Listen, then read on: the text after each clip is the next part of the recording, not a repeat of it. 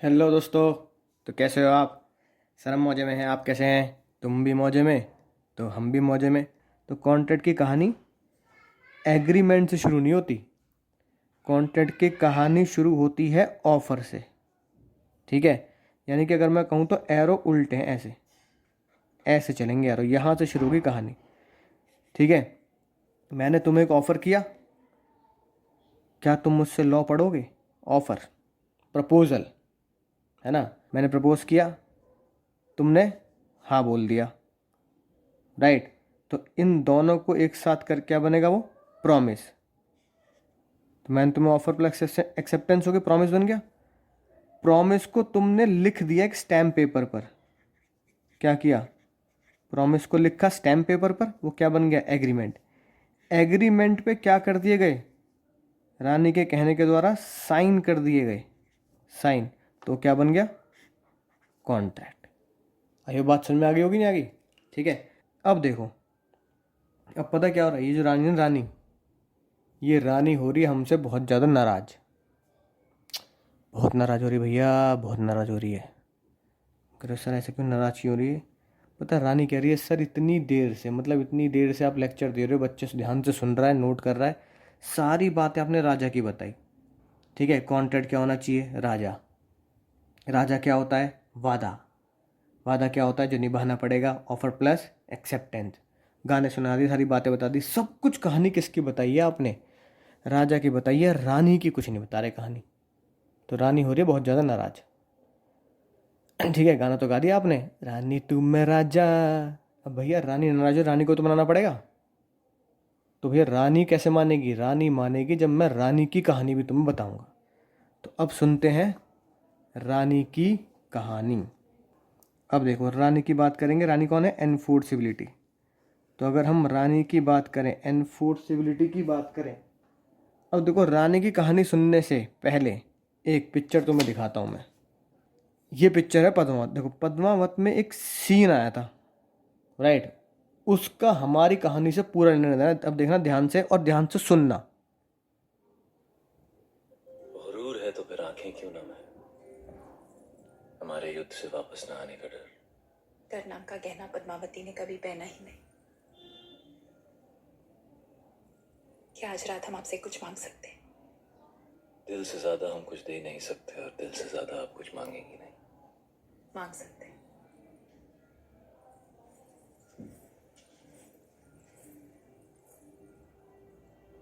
जौहर का हक।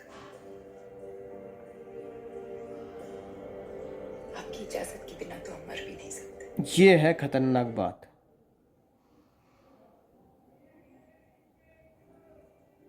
जौहर का हक। कुछ मांगेंगी नहीं।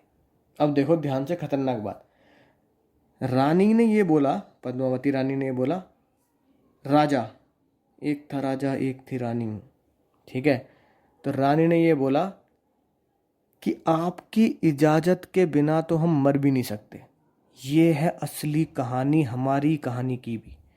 यानी रानी ये जानती है कि राजा के बिना तो मर भी नहीं सकते, यानी राजा की इजाज़त लेनी पड़ेगी। और इजाज़त किसकी है? जिन्होंने पिक्चर देखी है, बढ़िया है ना, one of the best movie है ना, उन्हें समझ में आ रही की बात। जौहर की, जौहर का मतलब समझो। जौहर का मतलब क्या होता है कि मतलब जैसे राजा मर गया, तो पुराने ज़माने में सती प्रथा बोल देते हैं ना, कि अगर राजा मर गया तो दूसरा जो राजा जिसने अटैक किया है और उसने हमारे राजा को मार दिया, तो वो जितनी भी रानियाँ हैं उनको बंदी बना लेगा, या अपने राज्य में क्या कहते हैं गुलाम बना लेगा।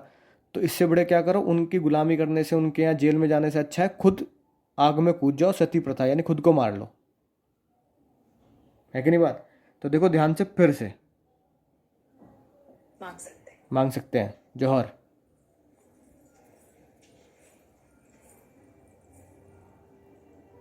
जौहर का हक। जौहर का हक। आपकी इजाजत के बिना तो हम मर भी नहीं सकते। आपकी इजाज़त के बिना तो हम मर भी नहीं सकते। ठीक है। तो ये मांगा किसने? रानी ने, कि आपकी इजाज़त के बिना। बस यही हमारी कहानी है, यही, ये रानी की कहानी भी हमारे यहाँ यही है। अब सुनना सबसे पहली बात ध्यान से। ठीक है। रानी, रानी क्या है? सिग्नेचर है। यानी बिना रानी के आप कॉन्ट्रैक्ट बना नहीं सकते, कोर्ट में जा नहीं सकते। यानी कोर्ट में आप तभी जा पाएंगे जब रानी बोलेगी। रानी ने बोला है कि जब तक मैं हाँ नहीं कर दूँ कोर्ट की दहलीज पार नहीं हो सकती। तो जब तक रानी हाँ नहीं करेगी ना तब तक आप ये वाला गाना नहीं गा सकते, दहलीज पे तेरे दिल की रखे जो तूने कदम, दहलीज पे मेरे दिल की रखे जो तूने कदम। तो रानी कह रही है कोर्ट की दहलीज पे, दहलीज पे कोर्ट की रखे जो तूने कदम। तो कदम कब रखे जाएंगे कोर्ट की दहलीज पे? जब रानी इजाज़त दे देगी। और रानी किस चीज़ की इजाज़त देगी? जो राजा बोलेगा। सबसे पहली बात, जो राजा बोले, सबसे पहली बात, यानी कि एनफोर्सिबिलिटी उसी की अराइज होगी जो राजा बोलेगा। अब देखो मैंने, अब ध्यान सुनना, जो मैं कहूँगा उसे बहुत ध्यान सुनना, कान खोल के सुन लो। अब अगर तुमने और मैंने कॉन्ट्रैक्ट किया, राइट, और मैंने बोला कि चलो ठीक है इस चीज़ के बदले अगर तुम्हारे इतने नंबर आ गए, है ना, अगर तुम्हारे फाउंडेशन में, है ना, 80 नंबर आ गए, तो मैं तुम्हें इतने रुपए का इनाम दूंगा, मान लो 21,000 रुपये का तुम्हें इनाम दूंगा, ठीक है ना। या तुम्हारी रैंक आ गई, ठीक है, या मैंने तुमसे कुछ बिजनेस का कॉन्ट्रैक्ट कर लिया कि मैं तुम्हें बेचूंगा इतने रुपए दूंगा। अब एक बच्चा लेके आ गया रैंक, जैसी उसकी रैंक आई उन्होंने कहा सर अपनी ज़मीन जायदाद हमारे नाम कर दो। ज़मीन जायदाद? अब बताओ, मैंने कॉन्ट्रैक्ट में लिखा कि मैं तुम्हें 21,000 रुपये का इनाम राशि, ठीक है ना। अब जैसे तुमने वो काम पूरा किया, तुमने कहा सर अपनी ज़मीन जायदाद दे दो, तो बताओ क्या ज़मीन या अपना बिल्डिंग या अपनी प्रॉपर्टी तुम्हें दे दूँ? सर अपनी गाड़ी दे दो, गाड़ी दे दूँ? सर आपने कहा था ये करना है, मैंने ये कर दिया, गाड़ी दे दो। आपने कहा था रैंक लानी, मैं लेके आऊँ, गाड़ी दे दो। तो क्या गाड़ी मिलेगी? कार दे दूँ तुम्हें? मकान तुम्हारे नाम कर दूँ? जान ले लो बच्चे की?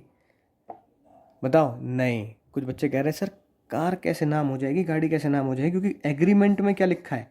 जब हमने एग्रीमेंट बनाया तो मैंने कहा 21,000 रुपये दूंगा, तो जो एग्रीमेंट में लिखा है वही तो कोर्ट में एनफोर्स कराओगे। तो रानी ने पहली बात क्या बोली? रानी ने बोला एनफोर्सिबिलिटी किस चीज़ की आएगी? एनफोर्सिबिलिटी यानी रानी यानी साइन, ई से एनफोर्सिबिलिटी, एनफोर्सिबिलिटी आएगी जो राजा बोलेगा, यानी enforceability arise only out of agreement, यानी एनफोर्सिबिलिटी कोर्ट में उसी चीज़ की जाएगी जो एग्रीमेंट में लिखा होगा। अगर मैं तुम्हें अपना एग्रीमेंट दिखाऊं तो एग्रीमेंट में क्या लिखा है कि मैं इन कंट्रीब्यूशन वालों को क्या दूंगा? पैसे दूंगा ईयरली, और ये मुझे इसके बदले क्या देंगे? होटल में रूम देंगे। है कि नहीं बात? तो भैया मैंने इनको पेमेंट दे दी, फिर मैं भैया घूमने के लिए पहुंचा, मैंने कहा होटल के साथ साथ मुझे गाड़ी भी दो, बताओ, मूवी टिकट भी दो, ठीक है ना। गोवा चला गया घूमने, होटल के रूम के साथ साथ गाड़ी भी दो, गोवा में कैसीनो के टिकट भी दो, कैसीनो भी जाऊंगा तुम्हारे टिकट से। तो क्या ये बताओ क्या वो गाड़ी के पैसे दे देंगे? बताओ। नहीं। क्या वो कैसीनो के पैसे दे देंगे? बताओ। नहीं। किस चीज़ के पैसे देंगे? क्या चीज़ फैसिलिटी के देंगे? जो एग्रीमेंट में लिखा है, और एग्रीमेंट में क्या लिखा है? रूम मिलेगा होटल के अंदर। है कि नहीं बात? तो भैया यही बात तो कह रहा हूँ, सबसे पहली बात एनफोर्सिबिलिटी किस चीज़ की आएगी? जो एग्रीमेंट में लिखा होगा, पहली बात। आई होप बात समझ में आ गई होगी।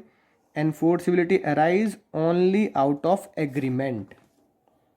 इसलिए अगर हम ध्यान से देखें तो यहाँ देखो क्या लिखा है, contract enforceability out of agreement, यानी मैं एनफोर्सिबिलिटी यानी कोर्ट में घसीटना, मैं कोर्ट में वही चीज़ घसीट सकता हूँ, उसी बात को लेकर कोर्ट में लड़ सकता हूँ जो एग्रीमेंट में लिखा होगा। यानी कि जो एग्रीमेंट में लिखा ही नहीं है उसके ऊपर मैं कोर्ट जा ही नहीं सकता। अगर एग्रीमेंट में सिर्फ रूम की बात लिखी है तो मैं सिर्फ रूम को लेकर ही कोर्ट में जाऊँगा कि मुझे होटल में रूम नहीं मिल रहा, मैं गाड़ी को लेकर और क्लब के या कैसीनो के टिकट को लेकर कोर्ट में जा नहीं सकता। जो बात लिखी नहीं उसको कैसे घसीट दूंगा कोर्ट में? है कि नहीं बात? तो भैया जो वादा किया है वही तो निभाना पड़ेगा। जो वादा किया ही नहीं उसे कैसे निभा दोगे आप? उसे निभाने की तो कोई बात ही नहीं आएगी। तो एग्रीमेंट मतलब प्रॉमिस, जो प्रॉमिस होगा वही तो निभाऊंगा, जो वादा किया वो निभाना पड़ेगा, जो वादा नहीं किया उसकी कोई बात नहीं करेगा। आई होप बात समझ में आ गई होगी। तो रानी की पहली खास बात कि एनफोर्सिबिलिटी उसी चीज़ की होगी, यानी कोर्ट में वही बात जाएगी। एनफोर्सिबिलिटी मतलब कोर्ट तक वही बात जाएगी जो राजा बोलेगा, जो एग्रीमेंट में लिखी होगी बात। एग्रीमेंट में 21 तो 21, होटल रूम तो होटल रूम। ठीक है, अब अगली सबसे आखिरी बात, यानी आज के लेक्चर की आखिरी बात, ध्यान से सुनना इसे, है ना। इसके ऊपर कॉन्ट्रैक्ट के बहुत सारे क्वेश्चंस टिके हुए हैं, इसलिए ध्यान से सुन लेना, ठीक है ना। और एक मेरी बात हमेशा याद रखना कि भैया जो हासिल करना है वक्त पे हासिल कर लो, क्योंकि ये ज़िंदगी मौके कम और धोखे ज़्यादा देती है। समझ बात। तो अगर मुझे अपना एग्ज़ाम देना है ना नवंबर में सीए का, तो मुझे किसी भी हालत में तन मन धन सब लगाकर, पूरा वक्त लगाकर, इसी में मुझे एग्ज़ाम को क्लियर करना है, नवंबर में ही क्लियर करना है, क्योंकि ये मौके फिर से नहीं मिलेंगे, क्योंकि ज़िंदगी फिर मौका नहीं देगी, क्योंकि ज़िंदगी मौके कम और धोखे ज़्यादा देती है। इसे धोखे में मत आना कि सर मैं आराम से पढ़ूंगा, है ना, जी जान ला के। जो मैं तुम्हें कॉन्सेप्ट बता रहा हूँ ना, ये बहुत खतरनाक और हैवी कॉन्सेप्ट है। इतने मज़े मज़े में मैंने तुम्हें बता दिए, उतने ही मज़े में अगर आपको इसे रिटेन करना है लाइफ लॉन्ग, ठीक है ना, क्योंकि ये बात इंटर में भी काम आएगी, सी इंटर में भी। तो ध्यान से सुन लेना एक एक बात को, और ध्यान से नोट कर लेना, क्योंकि जब तुम खुद नोटिंग करोगे ना, वही बात तुम्हें याद है। जब मैं लिखता हूँ ना, इसलिए मुझे याद रहता है, इसलिए जब तुम अकाउंट से क्वेश्चन करते हो इसलिए तुम्हें वो समझ में आते हैं और वो रिटेन भी रहते हैं।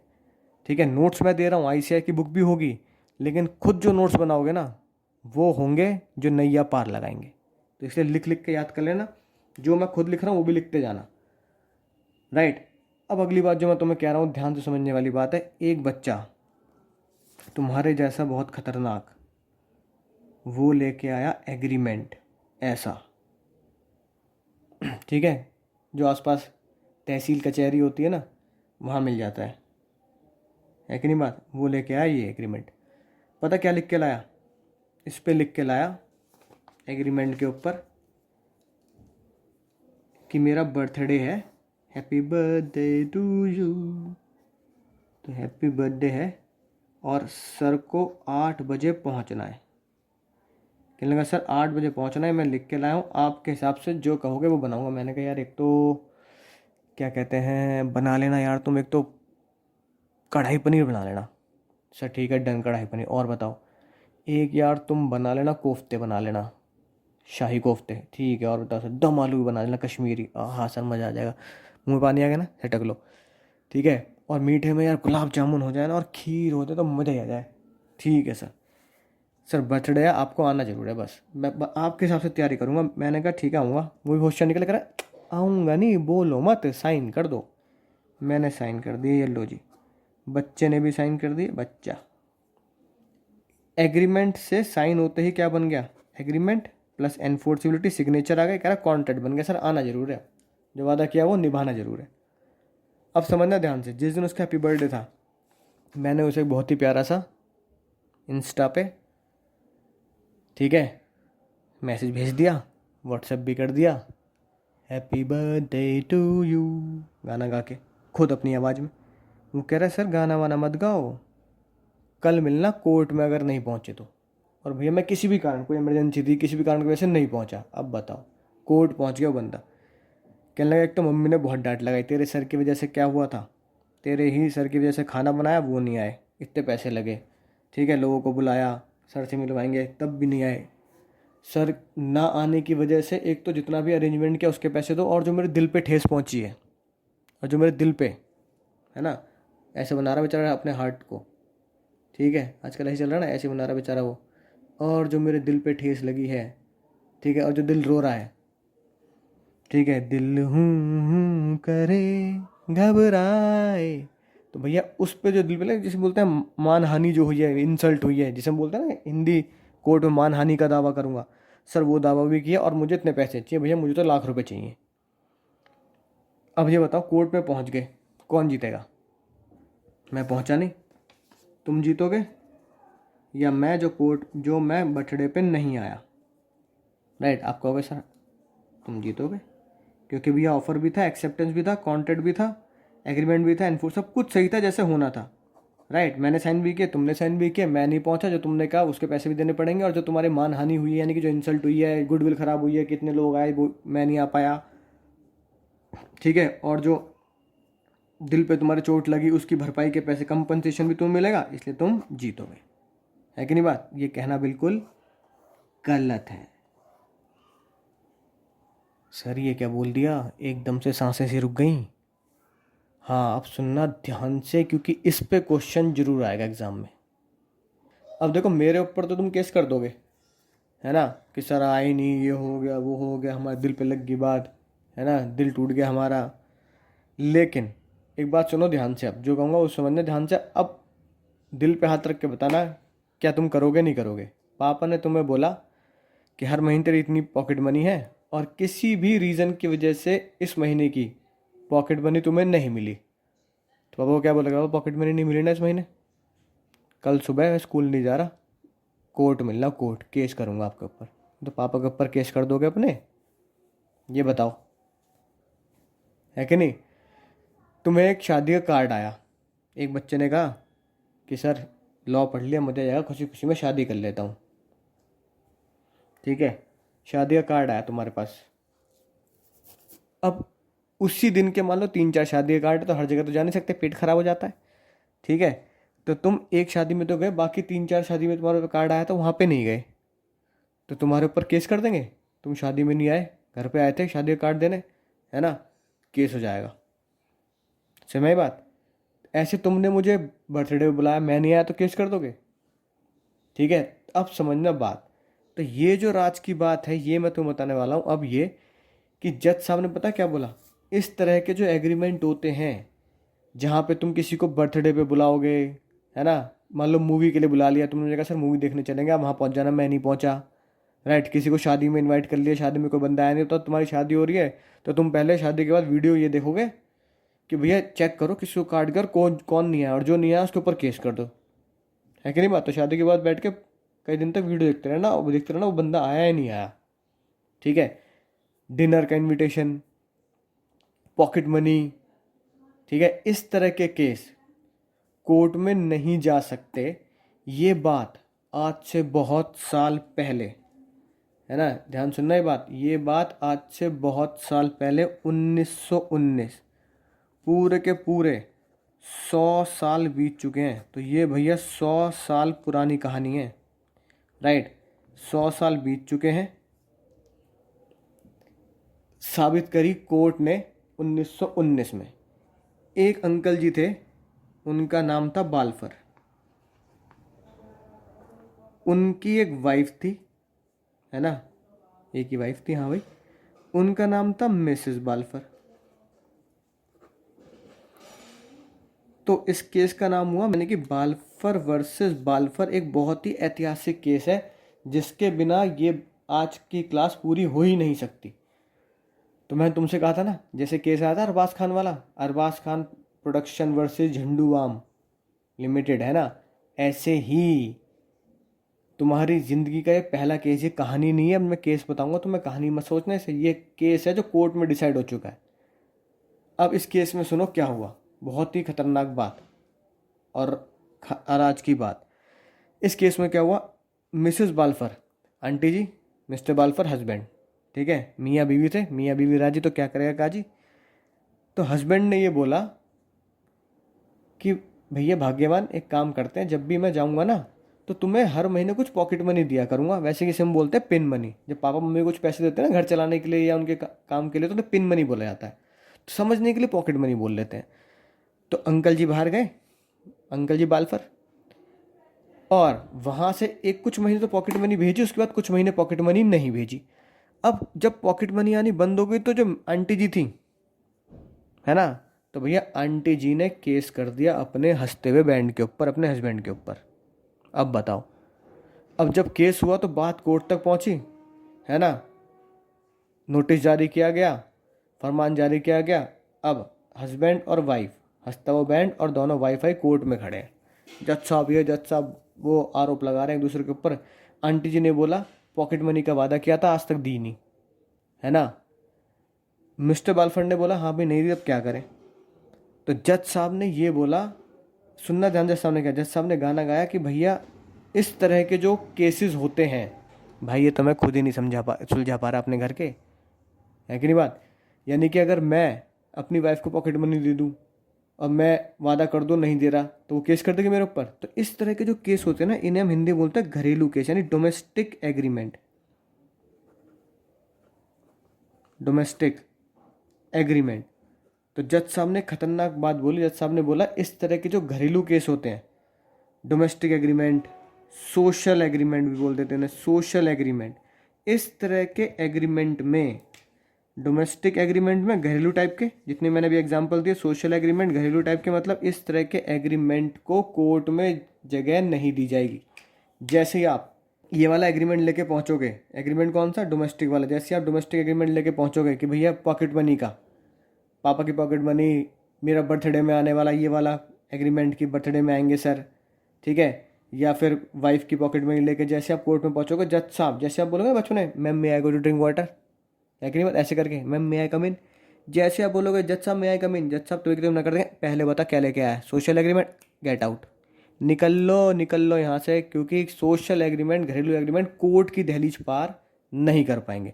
तो रानी ने दूसरी बात क्या बोली, रानी ने दो बातें बोली। पहली बात, जो बात होगी पद्मावती वाली किसकी होगी, जो राजा बोलेगा वो रानी करेगी। तो जो राजा में लिखा है होटल का एग्रीमेंट, ये 21,000 रुपये वही मिलेंगे, इसके अलावा कुछ नहीं मिल सकता, जो वादा है वही मिलेगा। दूसरी बात रानी ने बोली केस, और वो क्या बोली, social agreement are not enforceable. ठीक है, तो इस केस से क्या रिजल्ट निकल के आया, इस केस से रिजल्ट निकल के आया, बोलो, सोशल एग्रीमेंट्स, सबसे खतरनाक बात है, बहुत बड़ा बड़ा लिख रहा हूँ, social domestic agreements are not enforceable by law. Case का नाम बाल्फर वर्सेस बाल्फर। सर क्या हमें ये केस याद करना पड़ेगा? जी हाँ, 100% ये केस आपको याद करना पड़ेगा, चिंता मत करो। ज़िंदगी ऐसा कैसे कि तुम्हें ज़िंदगी भर ये याद रहेगा। आई होप बात समझ में आई होगी। ठीक है, तो ये आज की क्लास की आखिरी रात की बात थी। अब देखो एग्ज़ाम में क्या आएगा। सीए के एग्ज़ाम में भी आता है और बीकॉम के एग्ज़ाम में तो क्वेश्चन फिक्स होता है, आना ही आना है। All agreements are not contract but all contracts are agreement. Do you agree? क्या आप इस बात पे सहमत हैं? सोच समझ के जवाब देना, नेट पे ढूंढना, जहाँ भी फ्री हो आप इसे ढूंढने के लिए, है ना। और मुझे ज़रूर कमेंट करें, ठीक है, जो याद भी करना है इसे, यस और नो में आप कमेंट कर सकते हैं। ये क्वेश्चन है एग्ज़ाम का, जो एग्ज़ाम में ज़रूर पूछा जाता है। All agreements are not contract but all contracts are agreement. ये बहुत ट्रिकी क्वेश्चन है, घुमा फिरा के पूछा गया, यही तो मज़ा है लॉ का। ऐसे क्वेश्चन आते हैं, आपने पकड़ ले, ऐसी क्वेश्चन आपको दूंगा, एग्ज़ाम की पूरी तैयारी करेंगे, चिंता मत करो, कोई टेंशन की बात नहीं है। फ़िलहाल अब आते हैं बात नोट्स पर। ठीक है, तो जिन बच्चों के पास इस तरह की एक पीडीएफ फाइल आपने डाउनलोड कर ली होगी, ठीक है, जिन्होंने ये पीडीएफ फाइल डाउनलोड नहीं करी है अभी तक, तो ये जाएं और डिस्क्रिप्शन में लिंक दिया गया है वेबसाइट का, वहाँ पे जाके आप इसको डाउनलोड कर सकते हैं। इस तरह का तुम्हें क्या मिलेगा, नोट्स मिलेंगे हर चैप्टर वाइज, टेंशन की कोई बात नहीं है। मर्केंटाइल लॉ, इससे बढ़िया तो कोई चीज़ हो ही नहीं सकती। कानून अंधा होता है, जज नहीं, है कि नहीं बात। I will see you in court.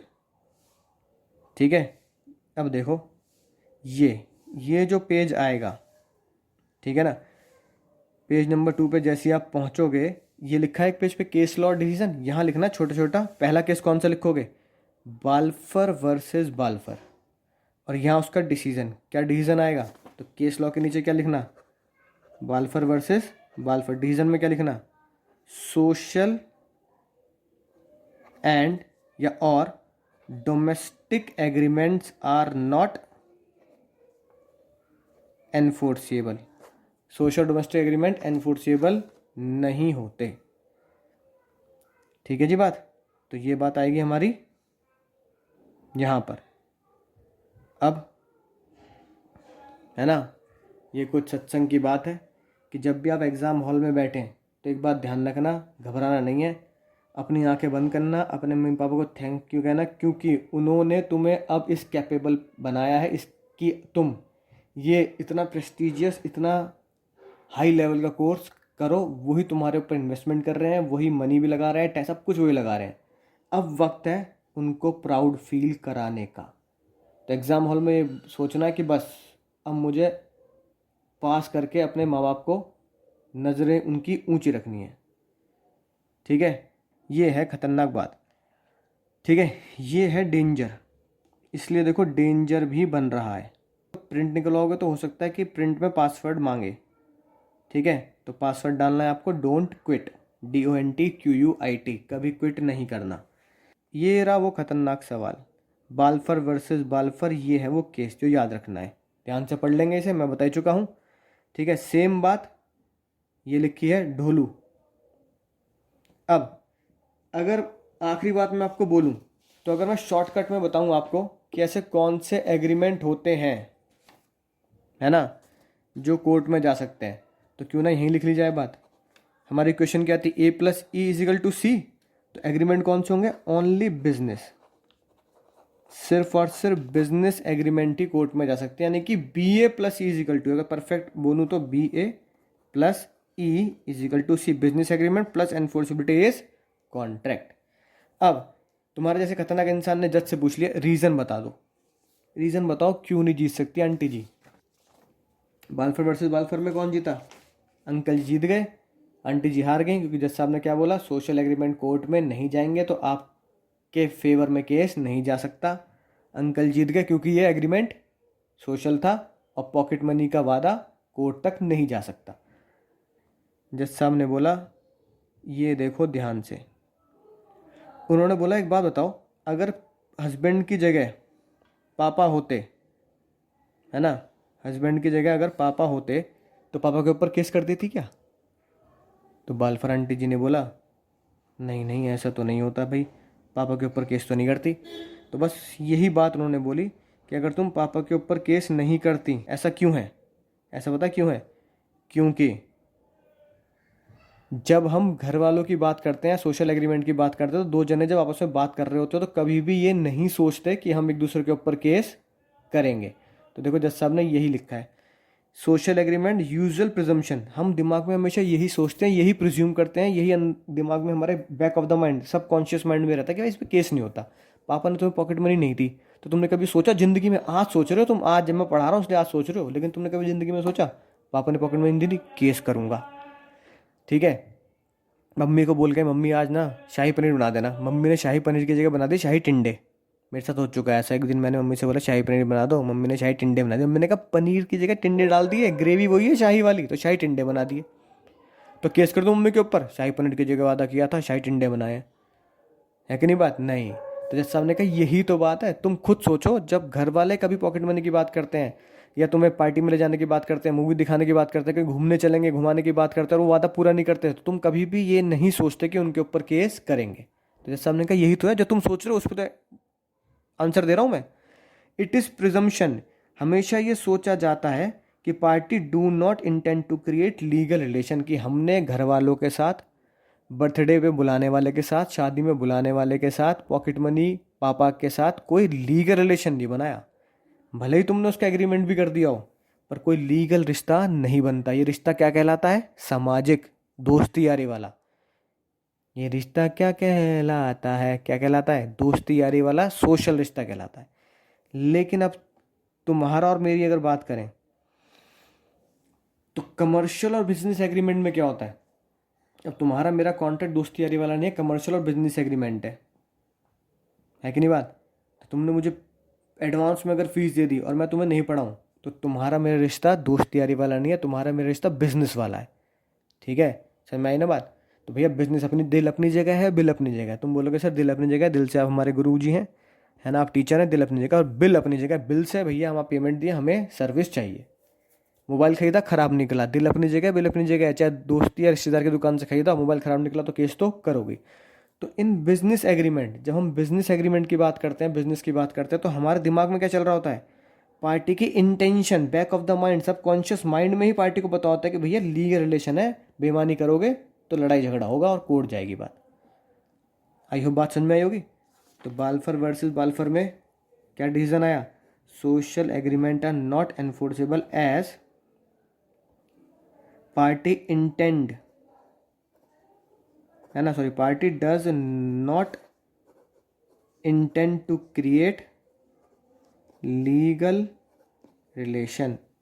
Party कभी भी लीगल रिलेशन मेंटेन नहीं करती, वो हमेशा सोशल रिलेशन मेंटेन करते, दोस्ती यारी वाले। चलो पार्टी में नहीं पहुंचे तो कोई बात नहीं। तो जिस बच्चे ने मुझे बर्थडे पे बुलाया, है ना, तो बड़े दुख के साथ मुझे कहना पड़ रहा है भाई तुम केस हार जाओगे, क्योंकि जैसे साहब क्या बोला, पार्टी में बुलाने वाले केस सोशल एग्रीमेंट होते हैं, सोशल एग्रीमेंट कोर्ट में एनफोर्सेबल नहीं होते, राइट। तो पार्टी है ना, तो जैसे हमने डिसीजन क्या दिया, बिकॉज जो भी लोग इस तरह के एग्रीमेंट करते हैं they do not intend to create legal relation, वो लीगल रिलेशन नहीं बनाते, वो दोस्ती वाला रिलेशन बनाते हैं, रिश्ते लीगल रिलेशन नहीं बनाते। लेकिन पढ़ाने लिखाने का है, मोबाइल का है, सामान खरीदने का है, तो उसमें हमेशा लीगल रिलेशन बनाते हैं, इसलिए उसके ऊपर केस हो सकता है। यही कॉन्ट्रैक्ट अगर पार्टी में बुलाने के बजाय किसका होता, किसका होता बताओ? अगर यही कॉन्ट्रैक्ट पार्टी में बुलाने के बजाय पढ़ाने का होता है, सामान खरीदने का होता तो मेरे ऊपर केस हो सकता था कि सर आपने कहा था उस दिन 8 बजे सामान बेचूंगा, आप पेश नहीं आए, केस कर सकते हो। तो ये बात हम पढ़ चुके हैं पहले, ठीक है। तो ये होमवर्क में है एक क्वेश्चन, राइट, और एक ये डिफरेंस, ये होमवर्क में पॉज करके इसे आप पढ़ सकते हैं, ठीक है। तो अब आई होप आपको बात बहुत अच्छे समझ में आ गई होगी, बिना किसी टेंशन के जो भी बात आपको फिर से समझनी है, क्योंकि अगर आज की क्लास समझ में आ गई तो समझ लो भैया कॉन्ट्रैक्ट की कहानी तुम्हें पूरी समझ में आ चुकी है, आगे तो बस अब बच्चों वाली बातें हैं, ठीक है। तो फिर से रिपीट कर लो, फिर से रिवर्स करो, फिर से सुनो ध्यान से, और एक एक पॉइंट को बहुत ध्यान से नोट करो, है ना। इस लेक्चर को, जो हमारा कॉन्ट्रैक्ट का दूसरा लेक्चर था, इस लेक्चर को फिर से रिपीट करके सुने और बहुत अच्छे से तैयारी करें। फिर से वही बात है, ठीक है, ज़िंदगी मौके कम धोखे ज़्यादा देती है, इसलिए, है ना, बिल्कुल भी लेज़ी नहीं होना, मेहनत करनी है जम के। अगर सीए करनी है तो मेहनत भी करनी है। और वीडियो अच्छी लगी हो, कॉन्सेप्ट बिल्कुल डीपली समझ में आ गए हो, तो प्लीज़ लाइक करें और शेयर करना ना भूलें अपने दोस्तों के साथ। तो चलिए मिलता हूँ अगले एक लेक्चर में एक नई कहानी, एक बहुत ही बढ़िया कॉन्सेप्ट के साथ, है ना, कानून की बातों के साथ, जिसमें फिर से हमें मज़ा आने वाला है। तब तक अच्छा चलता हूँ, दुआओं में याद रखना।